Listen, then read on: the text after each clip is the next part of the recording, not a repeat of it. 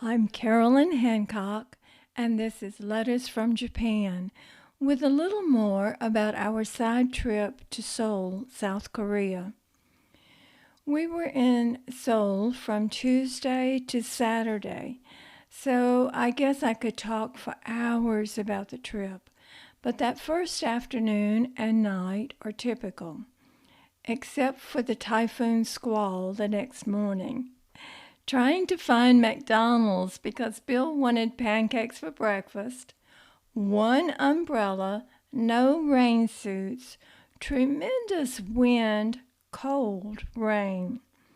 Bill would not buy another umbrella, but that didn't matter because the wind would have torn it up and he wouldn't get a taxi.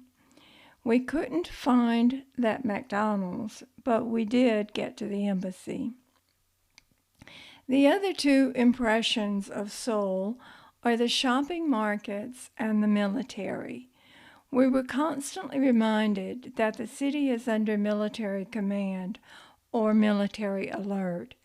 Everywhere we went had young soldiers standing on street corners, subway entrances, shopping areas. Sometimes a van would stop and soldiers come pouring out, dressed in full riot gear and shields.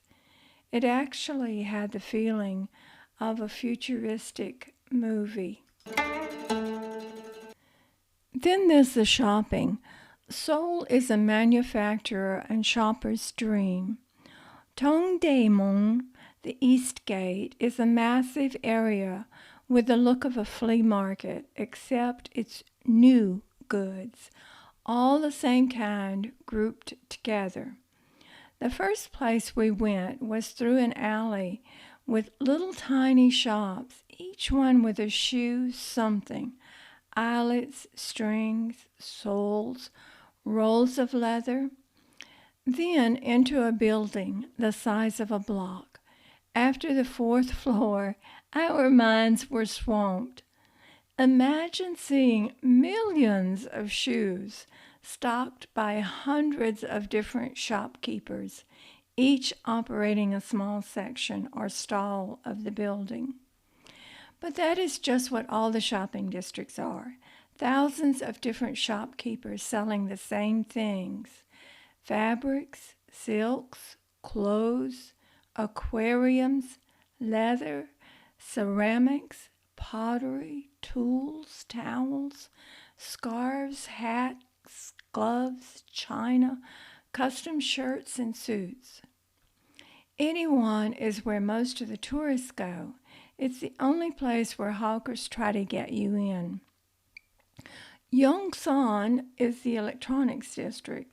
There we got a laptop computer, pocket-sized camera, and for Bill, a pocket CD player.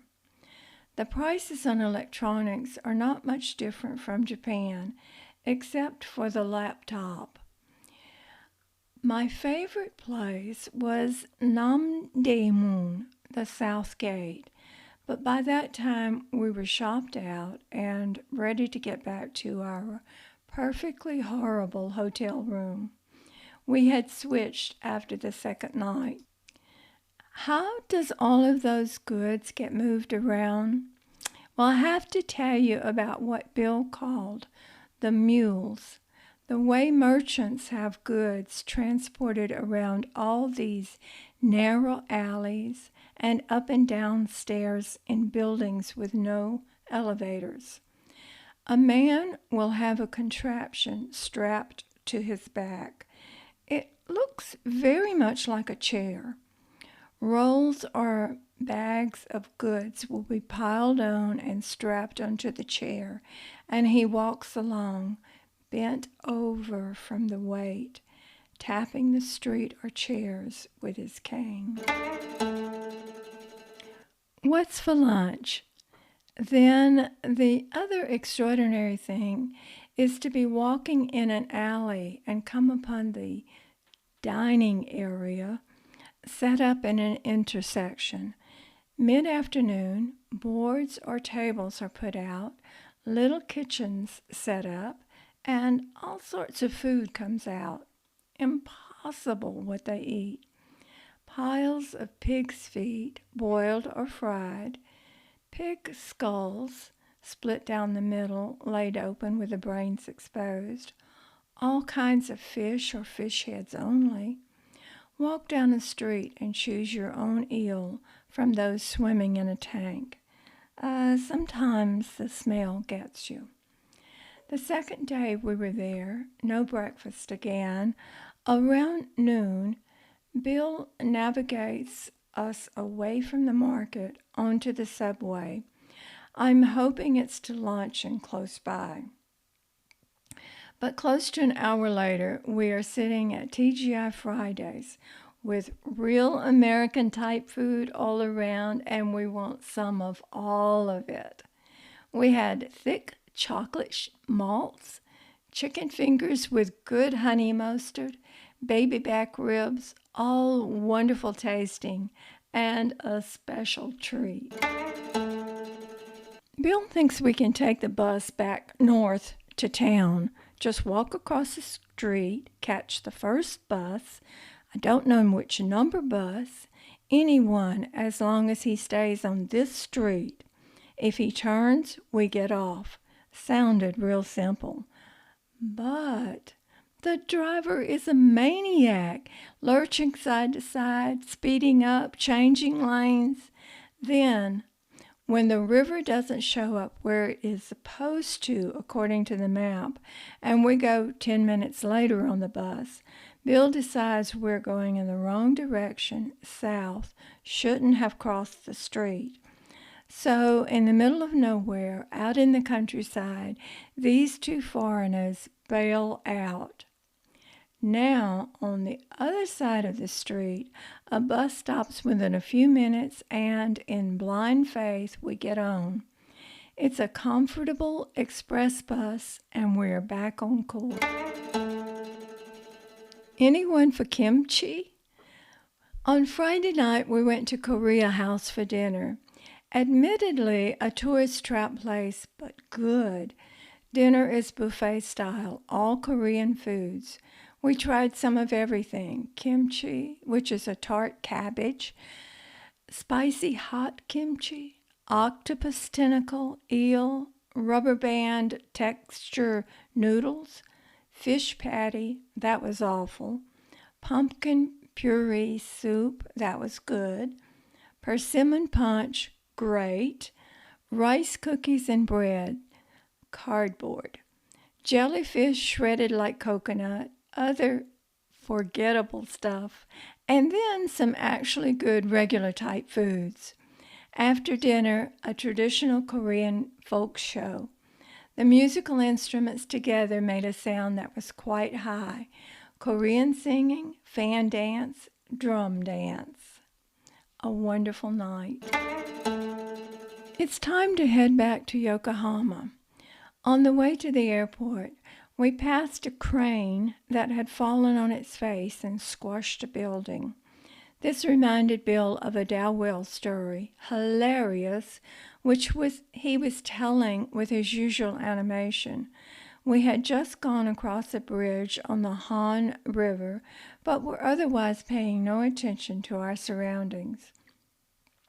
The taxi driver suddenly slammed on the brakes, swerved off the road, opened his door, talking fast, sounded like, "Hold on, hold on." We had no idea what was happening. Were we being attacked? He ran around the back of the car saying what sounded like, "Gotta pee," and he did in the rice paddy. Well, back in Yokohama, less than a week after leaving Seoul, we saw on TV that a section of that same bridge had collapsed during rush hour traffic, killing several people. Several top officials later resigned. I heard on Voice of America that is the custom when an accident of that magnitude happens. The weather turned cool last week very suddenly, it seemed, going from hot to cold. The night before the temperature changed, the air conditioners seemed to have stayed on all night. We thought we had them set to be off, but they kept cycling. Strange, since it was our coolest weather. The next morning, the apartment was like a morgue. Finally, by noon, I decided I had to have some heat turned on. Well, try to decipher Japanese instructions translated into English with the actual switches labeled in kanji. 30 minutes it took. The AC and heat are in one louver-type unit built into the ceiling in each room, and each room is controlled individually, and the settings are done on a handheld remote control. They do not make any noise, extremely quiet operation. With this odd floor plan that we have, it's especially nice to be able to turn the AC or heat on or off as we go to a different room, and it cools or heats up within minutes. Much better than any system we had in the States. What is not better than in the States is fruit. Fruit is very expensive. Apples, oranges, bananas are only fruits I have bought. The taste is not sweet or rich. Don't know if they were long time in shipment, stored a while, or what. I leave you with my thought for the day. I'm a working artist now, but I credit all the hours in Japan that I spent at the easel, as my friends went on cool day trips. Perseverance, practice, and patience are key words. Thanks for listening. Remember to follow me and let your friends know about Letters from Japan.